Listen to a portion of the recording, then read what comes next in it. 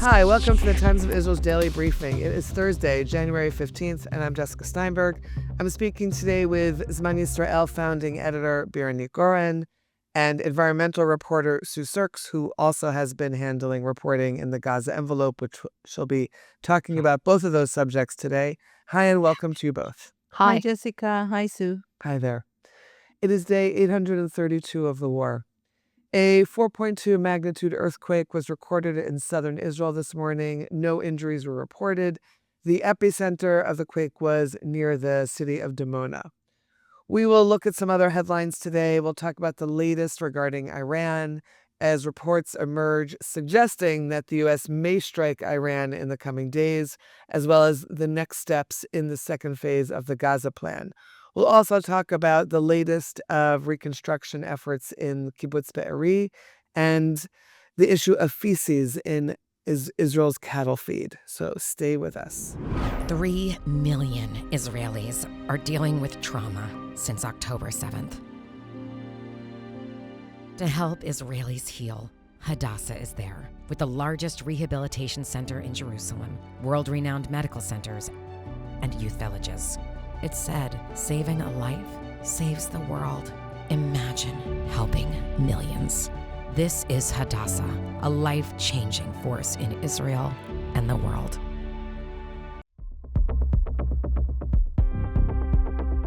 Okay, Bira, let's talk about Iran. People are nervous. They're stocking up on bottled water and canned foods for their safe rooms and their bomb shelters. There's this expectation of a replay or worse of the Iranian strikes in June.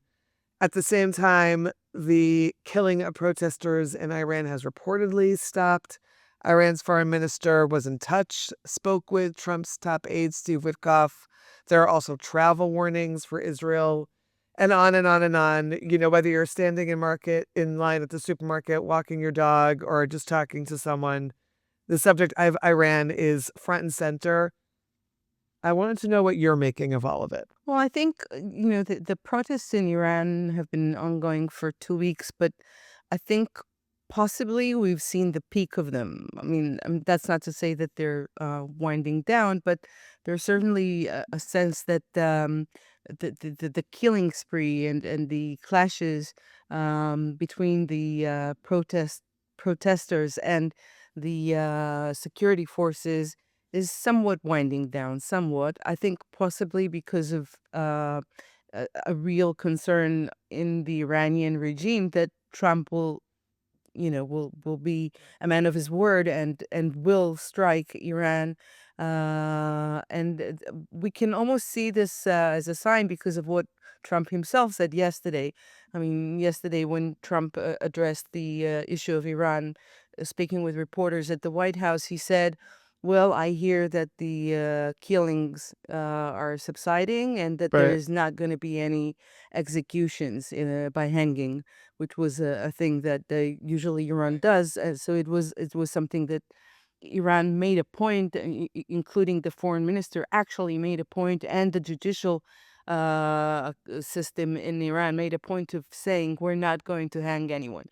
So it's almost like this was a way for Trump to back a little down from his own threats, because he did say, if you kill protesters, we will come with our full force. Sure enough, thousands have already been killed and nothing has happened. So there's two schools of thoughts, if you will. One that says it's still going to happen, just wait and see. And everybody's suddenly an expert in military strategy and American thought thinking and Trump thought thinking. And you'd hear people say, they're sure it's going to happen tonight. They're sure it's going to happen at 4 a.m. There's always somebody who's sure about something and will prove it by saying, well, Trump likes, nightly outings before he goes off for the weekend or whatever. Everybody's looking for the signs in the stars of when it's going to happen. I personally am not sure that it is going to happen. I think Trump yesterday, almost to a point, said, well, that's why it's not going to happen, because the killing is stopped and they're listening to me, so to speak. So Therefore, maybe there's no reason for it to happen anymore. I don't know. If it does happen, maybe it's not going to be as big as people think it's going to be. Maybe it'll be some kind of a cyber attack. Maybe it'll be something more symbolic than actual damage. I don't know. Um, the United States have yet at any point to announce, or President Trump, that it is a priority of the United States to topple the Iranian regime. So as long as we don't know that that is their priority or interest, in the way that we did with Venezuela, they said it before, before Maduro was caught and everything. So it was always known that that was something that Trump wanted. He wanted to topple the Venezuela regime, which he saw as illegal. He's never stated that with regards to Iran. He hasn't said it is in the United States' best interest to topple the Iranian regime. So as long as that isn't a known quantifier or factor, I'm not so sure that we're going full head into a real war.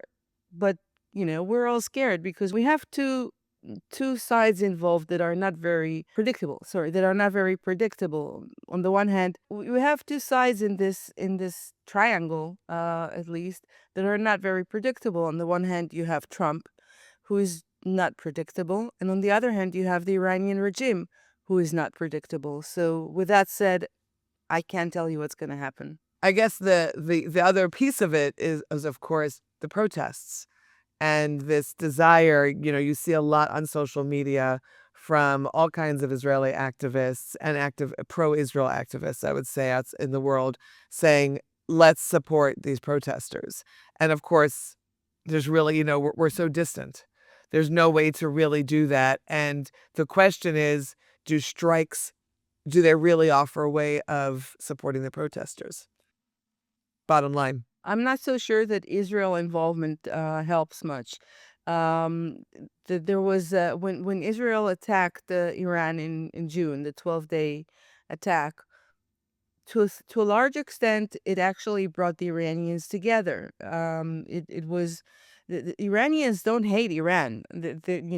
So if their country is under attack, and if it's being under threat, then they go together. They kind of like They band close together. rank. Yeah, Yeah, they close sure. rank. So it's not that like they're gonna be thankful and gonna help us, in attacking Iran.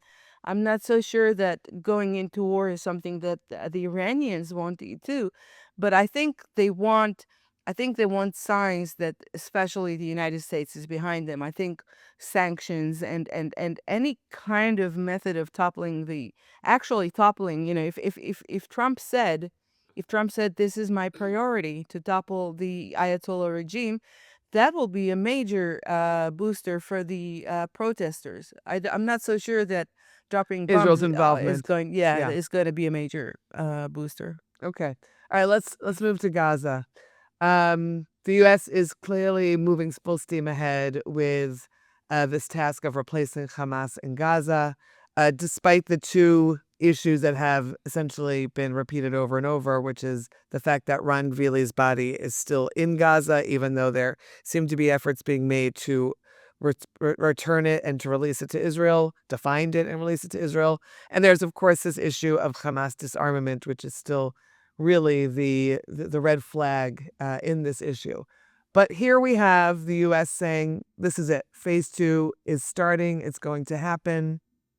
Thoughts about what we're seeing on that front? Yeah, so Trump has been nothing if not consistent, or the Trump administration, with regards to Gaza, that he's not going to let the small details stop him in his way. It's if you recall when Trump announced his 20-point plan, and we were waiting for Hamas to give its answer.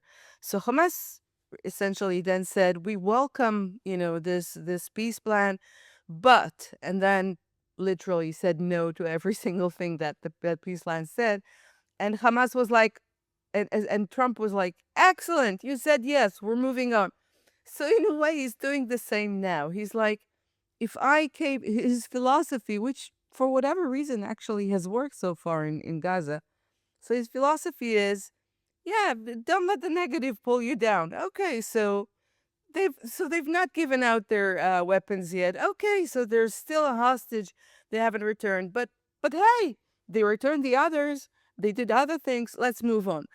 With the thought that it's almost like a fake it till you make it philosophy, with the thought that if you believe it enough, it'll become true. He will will it into A little Ben Gurion. Yeah. existence. Yeah, but the most important thing, look, the special envoy Stephen Witkoff announced yesterday that they're moving essentially to phase 2, which is the most important part of it, as far as the announcement went yesterday, that the technocratic committee that is set to run the Gaza Strip is the members have been chosen and it will start working. Now, why is that important? Because the most damaging thing I think that happened with regards to the peace or the ceasefire agreement when it started in October was that there was no thought of who's going to replace Hamas as the governing body in the Gaza Strip immediately, today, tomorrow. And the first thing we saw was Hamas taking, killing dissidents or people who were Right. against The him. tribes who are against The him. Mhm. exact tribes are against it, and reclaiming control of the Gaza Strip and Gazans. So the most important thing is that this technocratic committee, which includes Palestinians from various factions, which has the blessing of all sides, United States, Israel, Palestinian Authority, and even Hamas. So this 15 group committee is now going to step in and run the administrative and governing side of the Gaza Strip. That is super important because in order for us to start talking about um, demilitarizing Hamas, and in order for us to talk about focusing on weaponizing them, of taking away their weapons, etc., we first have to take them off their place of power, and their place of power is governing the people. So that is for me, that's a major step. I think that's why Israel has also agreed to it, or my guess is. But Israel is using other leverages in order to condition to make conditions on the return of Ran Gvili. For example, the whole issue, there's a whole debate about the opening of the Rafah crossing. So Israel is actually conditioning that on the return of Ran Gvili, Gvili's body, sorry. And the biggest niggling thing that we are going to face is the whole issue of disarming Hamas. I don't know how that's going to go, but again, I think it's a very clever move to first start with the technocratic committee running Gaza. If that is a successful move, it will inherently weaken Hamas to a point where you will have more leverage over them in demilitarizing them. Thanks, Bira. Thank you very much. It's good to have you here. We'll see you soon, hopefully. Bye. Let's take a quick break. When we're back, Sue is going to take us through her latest trip down to Be'eri to witness some of the reconstruction taking place there and poultry manure being fed to calves. Big ad campaign in Tel Aviv. We'll talk all about it. What if prayer doesn't work? This question strikes us as a distinctly modern one, an outgrowth of the slow disenchantment of the world. But in truth, the question is an old one, and one given space to breathe here. Welcome to Thoughts and Prayers. I'm your host, Jessica Fisher. Join me on a deep exploration of the relationship between religion and modernity through personal stories, classical texts, and conversations with leading rabbis, scholars, and educators. You're almost not supposed to be doing this interview. Our prayers accumulate on God's doorstep, piled outside like an unimaginably tall stack of letters. We cannot give up on the relationship because God doesn't come to the door as quickly as we may like. So let's keep knocking. Perhaps the gates of compassion will be opened. Join us every week on Thoughts and Prayers wherever you get your podcasts.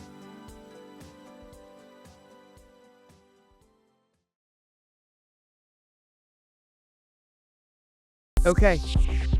Sue, so another trip down to the OTEF, to the Gaza envelope, to keep on following what's happening at the various kibbutzim. Your most recent trip was to Kibbutz Be'eri. And tell us what you're seeing there, because I know families are moving back, and it's both emotional and bittersweet, and I'm sure all of the things. Yeah. So I reported recently on two of the kibbutzim, two of the smaller kibbutzim, Kisufim and Cholit, that are among the 5 that have not gone back yet, the 5 that were worst hit on October the 7th. And they were actually just starting to put the piles into the ground for the new building. Be'eri is a real powerhouse. It's ahead of the game. It's ahead of all the other kibbutzim. It's the biggest. It's the biggest. It's already at some stage of building all 132 residential units that it's got money to build. I saw, everything from quite large family homes already plastered on the outside with red tiled roofs, to buildings that haven't been plastered yet, to a whole different area where there's piles in the ground and they're laying the infrastructure, but everything is moving. In fact, the new neighborhood is actually, you can see it from Route 232. It's in a different place. A totally new purpose location as well. It's away from, where the damage was caused on. I mean, it's at a kind of new area where the damage was caused on October the 7th. And it's big, it's a big area. In the meantime, they've also demolished, I think the figure was 51 so far, 51 residential housing units in different neighborhoods. And they will be demolishing most of the two neighborhoods that were worst hit, the Zaytim and the Kerem neighborhoods. They'll be starting that in March. But they have decided, it must have been a very hard decision. It was a hard enough decision to decide what to do about those two neighborhoods. But last month they decided to demolish and to leave one. And last week they decided on the one they're going to leave. And it's a house that is, it's a shell of a house. It's completely black and broken inside, but the shell is standing. It's in a very peripheral place. It's opposite the wheat field so that people won't have to go past it all the time. And it belongs to a family that was actually vacationing in Cyprus on October the 7th. So it's not, nobody actually died in it. So that's the house that they've chosen. In addition to that, they are, first of all, they're renovating a lot of residential units. There were 530 in total on the eve of October 7th. There are 333 that need medium renovation, which is beyond painting. But all the houses will be painted because they've all been marked, by the army. Right. And the They army had went round those- immediately right. afterwards with numbers and zakah and all the rest of it. So all the houses will be repainted. And they're also building, within the kibbutz. The person who took me on a tour said that from day to day, this road is being blocked and that road is being blocked because it really is a building site. So they've already renovated the library that was badly damaged, and a classroom block, and a couple of places for after-school education. They are building a new early childhood centre, and they're planning to rebuild the clinic that you will remember was destroyed, and also the art gallery. And interestingly, I asked him about the doors. I spoke to somebody called Sharon Chavot, he's a kibbutz member, and he's actually responsible for the building rehabilitation. I asked him about the doors to the protected spaces, because we know that on October 7th, many families were murdered in their protected rooms because the terrorists managed to get in. These protected rooms were designed for bombs and missiles, and they weren't lockable. And so many of the terrorists got in, or they shot their way in.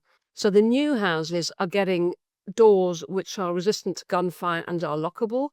And they are investigating a way of adding a layer of protection to the existing doors in the existing homes, which will also make them gunfire resistant and lockable. They're in talks with the Tekuma Directorate about that as well. I assume that lots of other kibbutzim will be interested to hear Sure. about that. Sue, just so I can understand something, I'm thinking about Be'eri when I've been there, and you talk about the two neighborhoods that were the most badly damaged. So I know that there were some streets where every house was burned out, was destroyed, people were killed.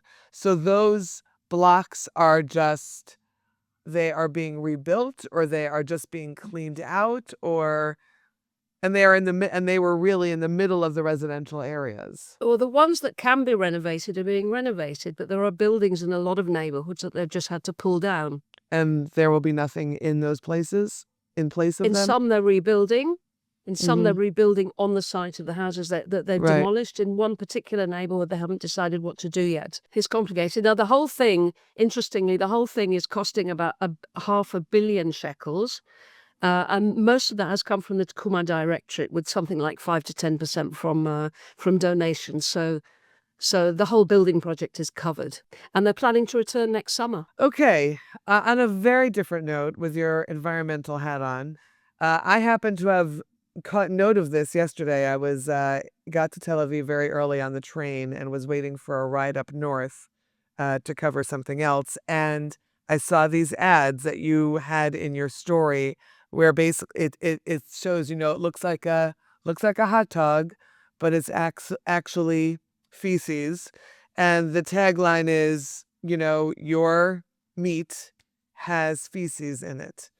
So your story, which which a bunch of days ago, it talks about how this has been outlawed in most of the Western countries, or all Western countries, but in Israel, poultry manure is fed to calves and cows, that people then eat the beef from those animals. So take us through it. Why? Poultry manure, going into the bowels of the story, poultry manure is the polite term.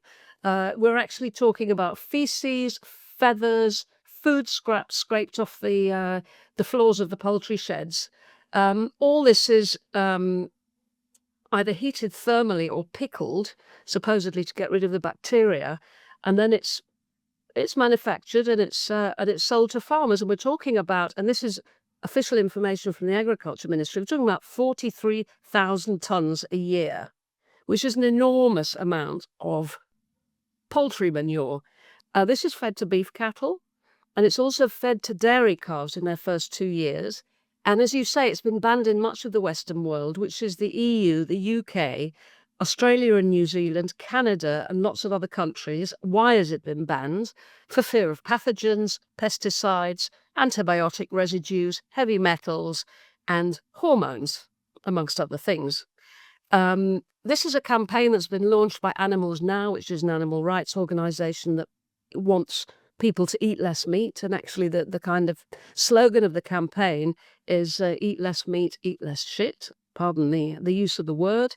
That is what it says. Absolutely. That is what it says. And so I looked at there are actually regulations for, this chicken shit. And the regulations say things like, the manufacturers of the poultry manure have to test every quarter, and they have to declare what antibiotics have to go in. But the treatment is not foolproof, and particularly not against the bacteria that cause botulism. It's a toxic, very, very toxic thing. And so they require that the cattle be vaccinated against botulism. But apparently even the vaccination isn't a full protection. Wait, so they're being vaccinated for what they are, that the for beef what they cattle be actually, vaccinated against a bacteria that because might what they be in eat. their feed. Right. Exactly. But Yeah. apparently the vaccination isn't 100% reliable against this particular Mhm. this particular botulism causing bacteria. So obviously I went to the Agriculture Ministry and said, well, half the world has banned this. Why are we doing it? And they had a very nice term for it. They talked about the need for adapted feeding solutions, because while in so much of the world you can feed cattle on grass outside, we live in a desert country. We don't have that ability. And the cattle needs protein, and this is a form of protein, and therefore it is an approved adapted feeding solution, as they call it. I'm happy to say that I don't eat meat either, and I hope that some people will at least take note of the stuff that goes into their beef following this campaign. Certainly something to think about. Absolutely.